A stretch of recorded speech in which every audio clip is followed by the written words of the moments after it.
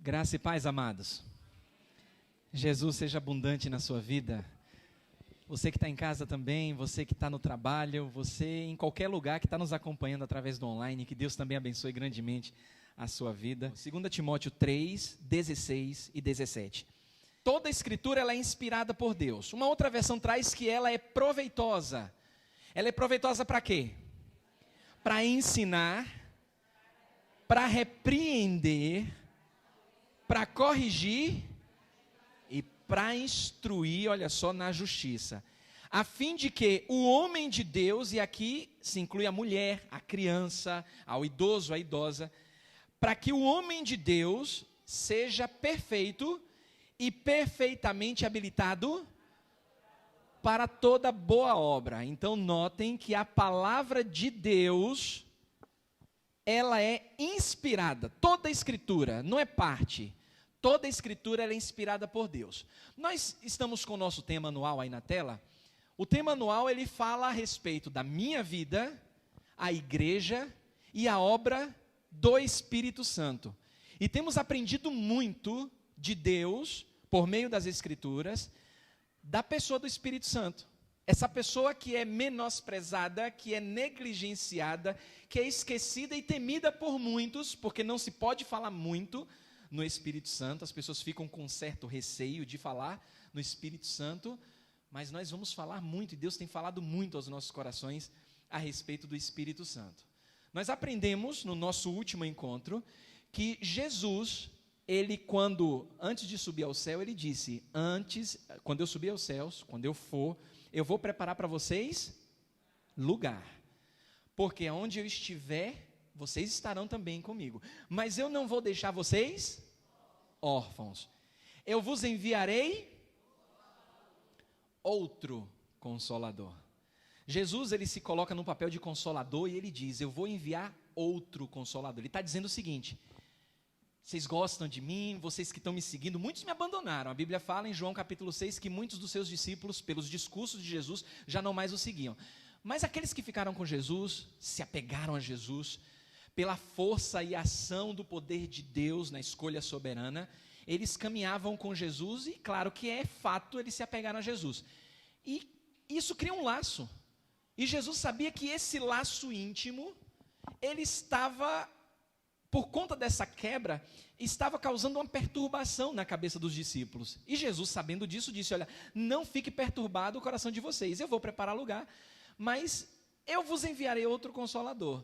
Significa que da mesma forma como eu estive presente com vocês, da mesma forma como eu consolei vocês, como eu aconselhei vocês, como eu caminhei ao lado de vocês, eu vou enviar outro Consolador, o Espírito Santo. E não somente ele irá consolar vocês, mas o Espírito Santo vos fará lembrar. Olha que coisa maravilhosa. Quando a gente é pequeno, a gente esquece de alguma coisa, aí os nossos pais dizem assim, mas eu falei milhões de vezes, você não lembra? E quando a gente lembra, não é nada agradável da forma que às vezes a gente é lembrado. Mas o Espírito Santo, de forma amorosa, Jesus Cristo disse, ele vos fará lembrar. De quê, irmãos? De tudo o que Jesus ensinou. Repare que não é denominação A, denominação B, pastor A, missionária B. O Espírito Santo nos faria lembrar de tudo que Jesus havia ensinado. Então, o papel do Espírito Santo é crucial na nossa caminhada e a gente tem que trazer o Espírito Santo para perto de nós. Pois bem, qual o papel do Espírito Santo? Qual a importância do Espírito Santo nas Escrituras? Porque tudo que a gente ouve, tudo que a gente tem escutado a respeito de Deus, a respeito de Jesus, a respeito do próprio Espírito Santo, a gente tem ouvido de pessoas que professam a fé em Deus por conta daquilo que leem nas Escrituras.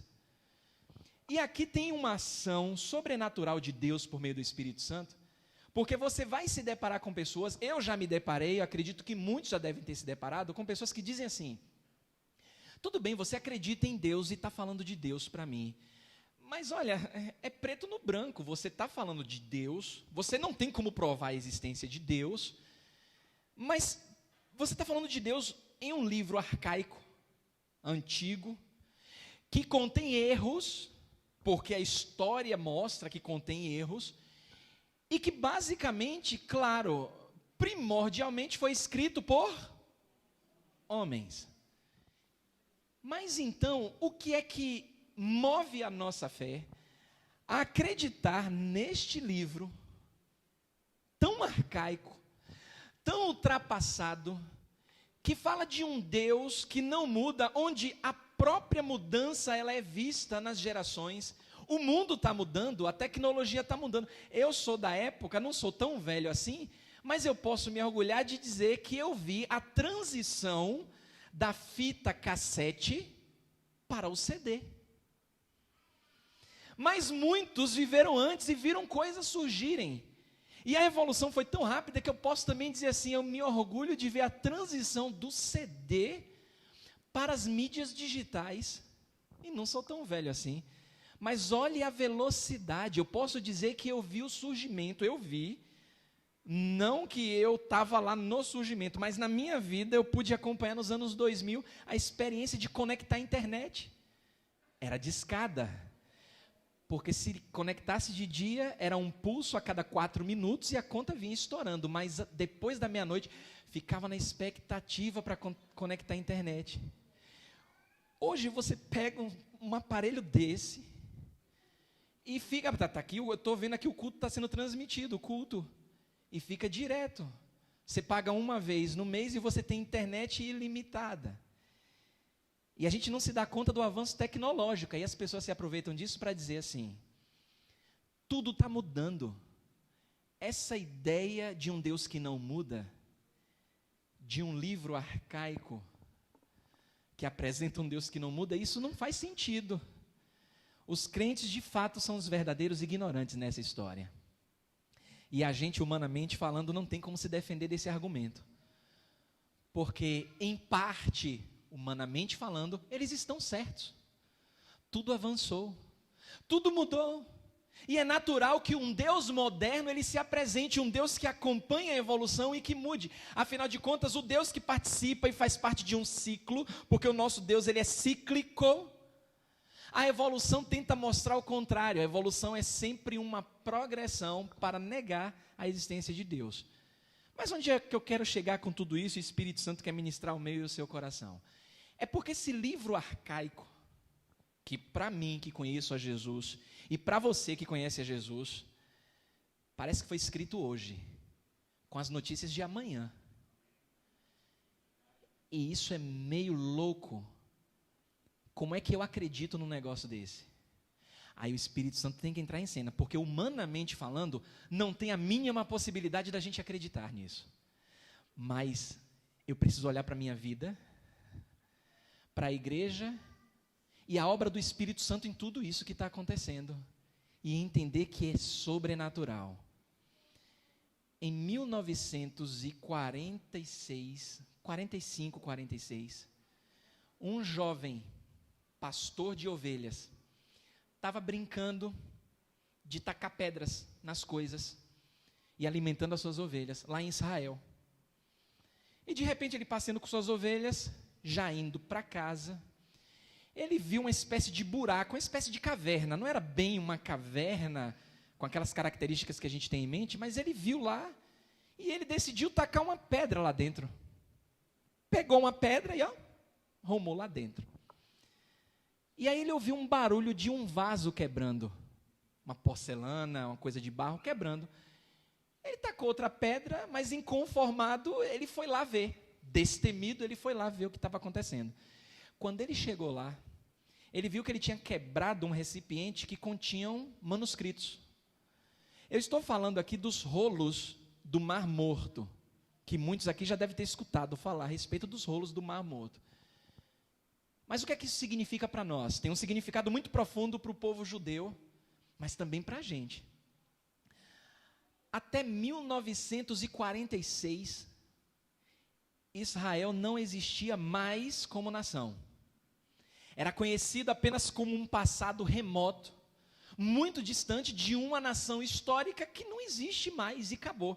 Assim como as muitas nações que surgiram e sumiram, Israel também fazia parte desse escopo muitos manuscritos começaram a surgir, a aparecer. Com o avanço da tecnologia, as cópias começaram a surgir. E o questionamento a respeito de um Deus vivo, o Deus do judeu, ele não podia mais caber na mente humana, porque a mente humana estava obsoleta e presa em materiais que são cópias, e que sabe-se lá de onde vieram essas cópias. Não, a igreja católica tem um papel nisso, a igreja não sei o que tem um papel daquilo outro, e claro que houve muitas alterações, então eu não vou confiar em coisa tão arcaica. Irmãos, isso foi um presente de Deus, não só para o povo judeu, em 1946, 45, 46, mas para mim e para você, porque aqueles rolos, aquele jovem simplesmente não foi lá e deu para as cabras comer, não tacou fogo, não fez nada, usado sobrenaturalmente por Deus, ele foi guiado até autoridades espirituais locais da época, para olhar aquilo que ele tinha descoberto. Eles se espantaram. Judeus, arqueólogos, estudiosos, eruditos, praticamente convulsionaram, tiveram convulsão, choraram, tremeram, suaram, gritaram, clamaram, porque eles estavam diante de uma descoberta assustadoramente, milagrosamente falando, e foi obra do Espírito Santo, porque quando eles começaram a estudar aquele material, e comparar com as cópias modernas, até 1945, 1946, não havia praticamente mudança alguma na essência dos textos antigos, históricos. Parece que o livro de Esté e Neemias não fazia parte do que foi descoberto, mas a maioria dos 66 livros e alguns apócrifos que nós temos, todos eles praticamente preservados. Pegava o material antigo e quando olhava com as cópias que tinha, meu Deus, está batendo, tudo bate, Deus de fato existe, comprovado, está aqui o registro histórico, o povo, foi um presente de Deus. Como se não bastasse, em 1947, as organizações das Nações Unidas, presidida por um brasileiro, Oswaldo Aranha, brasileiro, presidiu a Assembleia da ONU naquela época, ratificando o ressurgimento de Israel como nação. O povo judeu, que havia se espalhado por todo o mundo, agora tinha o seu local de fato registrado para voltar para a sua terra. Um pedacinho de terra que é menor do que muitos estados brasileiros, mas que consegue, estamos em 2024, que consegue, diante de muita coisa que está acontecendo, se manter de pé, no centro de um fogo cruzado. E aí você nem se pergunta como é que essa nação, de 1947 até 2024, continua firme. Mas por que tudo isso? Porque os livros que compõem as Escrituras, e que foi revelado de maneira sobrenatural, o surgimento, o ressurgimento de uma nação, como nenhuma outra aconteceu com Israel, isso chama a nossa atenção para o sobrenatural de Deus na palavra dele. Hoje você tem a Bíblia, muitos utilizam de forma como eu tenho aqui no papel, outros utilizam no celular, outros utilizam no computador, mas ainda não se deram conta da ação de Deus, Espírito Santo, através desse livro que é o manual de Deus para as nossas vidas. Tudo o que nós precisamos para viver uma vida que agrade a Deus se encontra na palavra dele revelada para nós. E somente o Espírito Santo é que pode convencer o homem disso. 2 Pedro, capítulo 1, versículos 20 e 21. A palavra de Deus diz assim: antes de tudo, saibam o que, irmãos? que nenhuma profecia, da onde? Olha só, nenhuma profecia da Escritura. A minha versão traz assim: provém de interpretação pessoal, pois jamais a profecia teve origem onde? Na vontade humana. Mas, olha só, homens santos de Deus, a minha versão traz homens, falaram da parte de Deus, impelidos, movidos por quem? Pelo Espírito Santo. Aqui Pedro está enfatizando que a Bíblia não é mera literatura humana, mas que a palavra é palavra de Deus, que a Bíblia é a palavra de Deus. Você que já leu a Bíblia toda, ela foi escrita por mais de 40, 50 pessoas diferentes, que viveram em diferentes épocas, que não tinham tecnologia como nós temos hoje, para se comunicar via ligação, no WhatsApp, mandar uma mensagem, olha, coloca isso. Viveram em períodos diferentes que não tinham esquema de cópias, para que determinado material pudesse ser alcançado por determinada pessoa, determinado grupo de pessoas, para que elas pudessem dar continuidade a uma história. Quando você olha para esses 66 livros de Gênesis e Apocalipse, você vê que é uma pessoa só. É o próprio Deus falando. E Deus falando a respeito do amor dele, centrado em Jesus. De Gênesis a Apocalipse, o foco é Jesus. Como é que isso é possível? Isso não entra na cabeça. Porque por milhares e milhares de anos, pessoas que não se conheceram, como é que elas poderiam ter combinado algo tão fascinante? Mas o mundo não quer que você saiba disso e dessa forma, não querem. Para que você olhe para a palavra de Deus, para as Escrituras e veja apenas como um livro qualquer. Mas é aí que entra o Espírito Santo, essa pessoa maravilhosa que tem revelado para o povo de Deus a respeito da importância da inspiração das Escrituras, que você não está lidando com um livro qualquer, você está lidando com a palavra de Deus. E quando você abre a palavra de Deus, quando você lê a palavra de Deus, quando você olha, você está ouvindo, você está vendo Deus falar, e é o Espírito Santo que vai te convencendo disso. Mas aí entra uma outra questão crucial, e que o Espírito Santo ele precisa agir de maneira sobrenatural: a interpretação daquilo que se lê. Uma das coisas que tem movido o meu coração, o Espírito Santo tem movido o meu coração, e tem confirmado, usando pessoas da própria igreja, é que a gente precisa resgatar o beabá das Escrituras. Tem muita coisa acontecendo no mundo que a pessoa lê um texto e diz assim: olha, eu vou falar disso aqui, eu vou anunciar dessa forma porque Deus falou comigo. E quando se olha, a Bíblia é a mesma, mas parece que tem cada um falando diferente, o mesmo versículo, a mesma passagem. Esse negócio não cabe, não entra. E quando a gente começa a espremer, parte da interpretação. Aí o Espírito Santo, de maneira sobrenatural, ele tem que entrar de forma maravilhosa para que possamos interpretar aquilo que a gente está lendo na dependência dele. Se eu não conheço o Espírito Santo, eu vou apenas ler um livro qualquer, com palavras ao vento, e até com erros. Não, porque eu estou lendo aqui não é bem assim.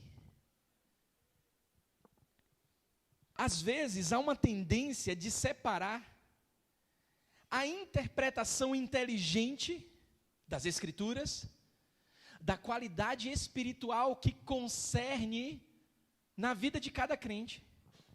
Tem muita gente que diz assim: não, eu não preciso entender o que eu estou lendo, o Espírito Santo me revela tudo, eu tenho intimidade com Deus, eu abro aqui, eu leio, pronto, o que ele falar para mim eu vou mencionar, vou dizer. E outros que dizem: olha, eu não preciso da ação sobrenatural do Espírito Santo porque eu sou inteligente e eu vou ler. Deus é um ser pessoal, é inteligente, o Espírito Santo é inteligente. E nos dotou de inteligência. O Espírito Santo, ele deve estar integrado ao nosso estudo das Escrituras.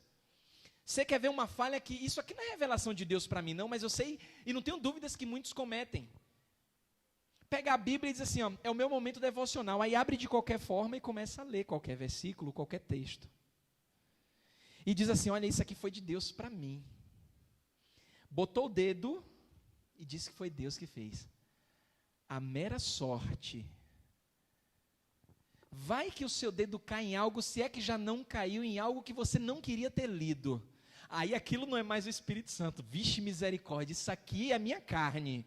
Opa, isso aqui já não é Deus, não, misericórdia, Senhor. Vamos lá, vamos ver outro. Aí vai lá, ó, e vai lá com o dedinho santo e ó, bota lá.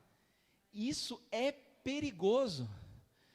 Porque se estamos falando da ação do Espírito Santo nas Escrituras, a primeira coisa que eu tenho que fazer antes de abrir, se for no papel, se for na tecnologia, eu tenho que falar com o Espírito Santo. Eu tenho que dizer para Ele, Senhor, o Senhor está aqui, e eu reconheço a sua presença. Eu vou abrir a tua palavra, e eu sei que o Senhor vai falar comigo porque é a tua palavra. Agora, Senhor, prepara o meu coração de maneira sobrenatural, porque não é um livro qualquer. Eu preciso escutar a tua voz. E você agradece a Deus, porque Ele vai falar com você, no nome de Jesus. E aí você lê. Porque se Deus quiser, Ele vai revelar algo para você. Ou não, porque ainda tem um querer de Deus.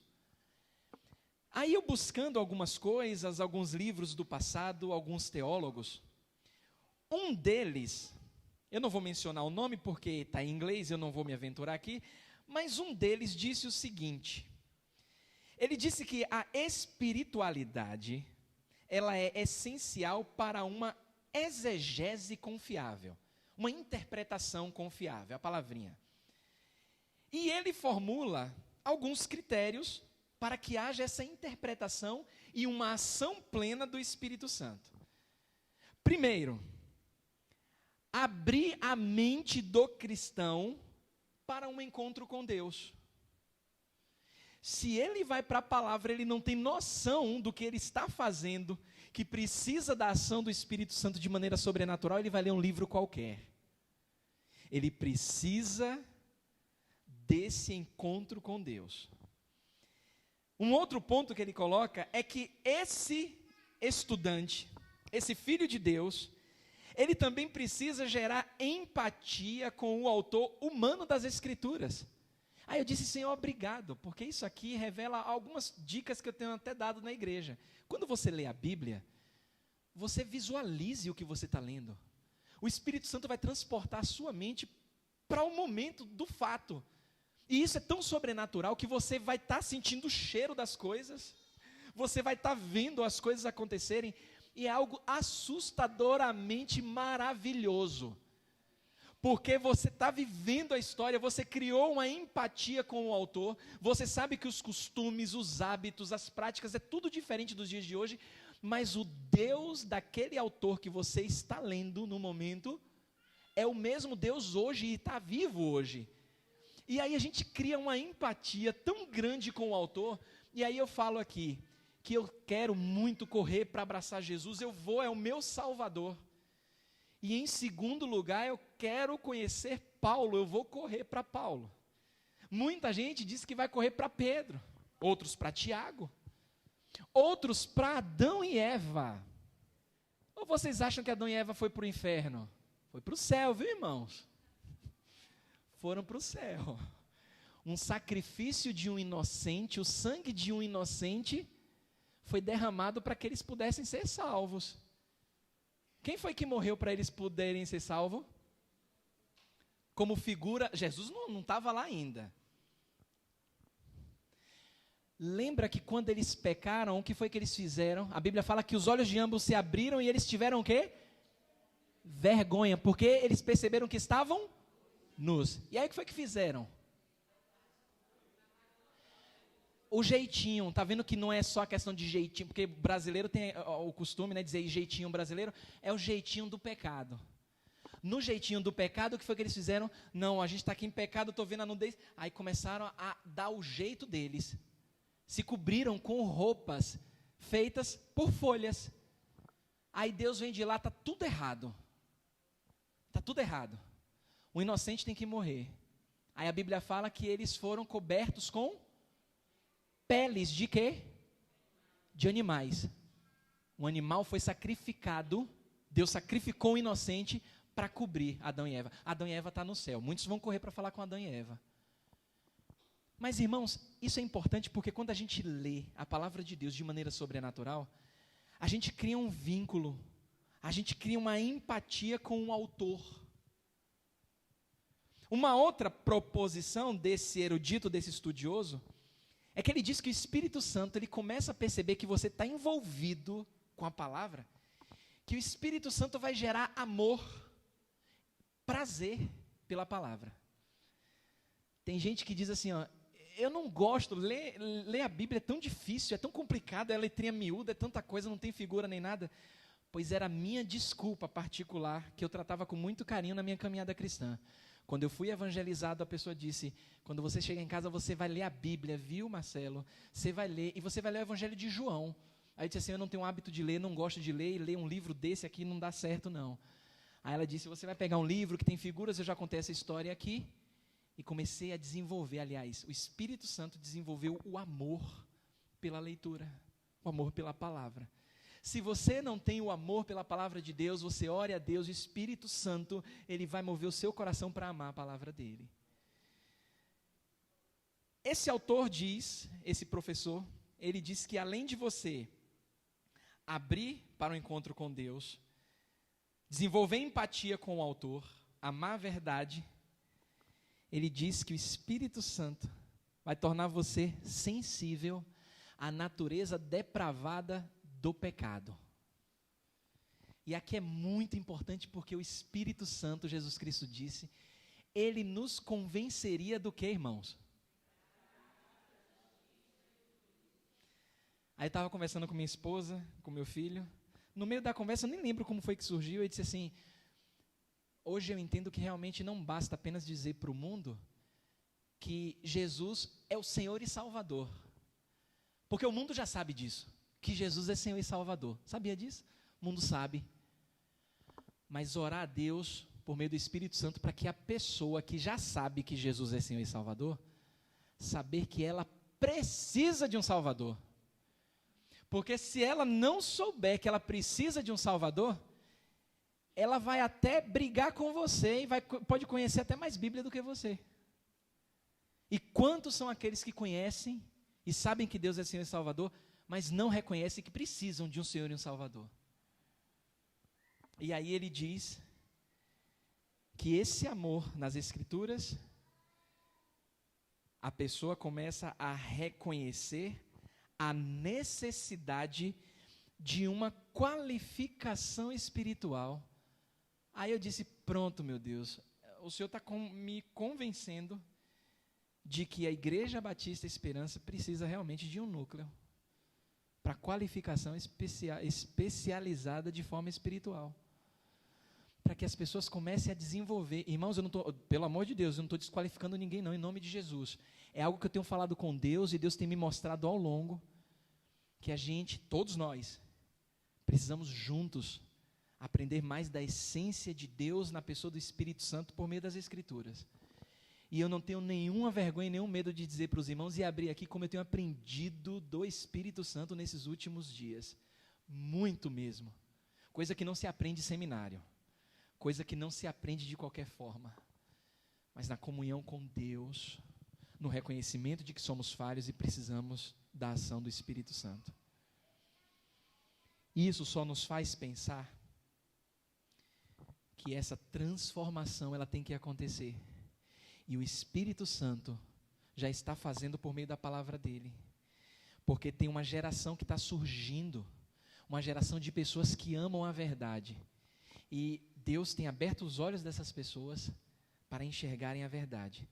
Nada mais é do que o cumprimento dessa oração maravilhosa e sacerdotal do nosso Senhor em João 17, versículo 17. João 17, o Evangelho de João, capítulo 17, versículo 17.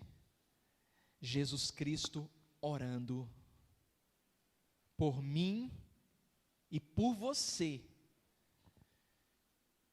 Jesus Cristo, ele disse, João 17, 17. Como é que tem na sua Bíblia?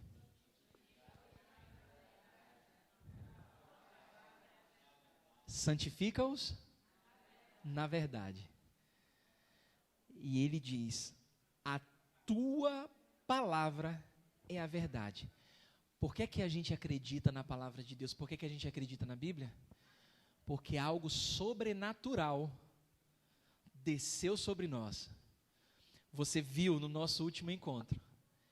É o Espírito Santo habitando em nós, enchendo a nossa casa, porque onde o Espírito Santo habita se torna a casa dele. O nosso corpo é templo do Espírito Santo. Ele vem, ele habita e ele começa a trabalhar na nossa mente, no nosso coração, nos mostrando o que é a verdade. Você não precisa brigar para tentar convencer quem quer que seja. Você não precisa lutar, degladiar para tentar defender Deus. Não precisa. Mas a Bíblia diz que sempre que você for solicitado, você esteja pronto para todos aqueles que pedirem a razão da sua fé. E a gente sabe, a Bíblia declara, deixa isso muito claro. Nós somos salvos pela graça, por meio da fé.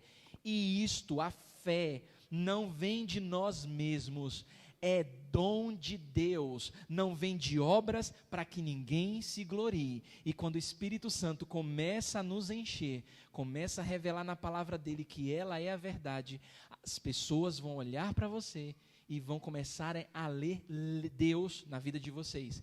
Porque Jesus Cristo, ele disse, olha, não apague a vossa luz, vocês têm que brilhar mesmo, brilhem diante dos homens, para que as pessoas olharem para vocês, elas glorifiquem ao Pai. O vosso Pai, ele é engrandecido.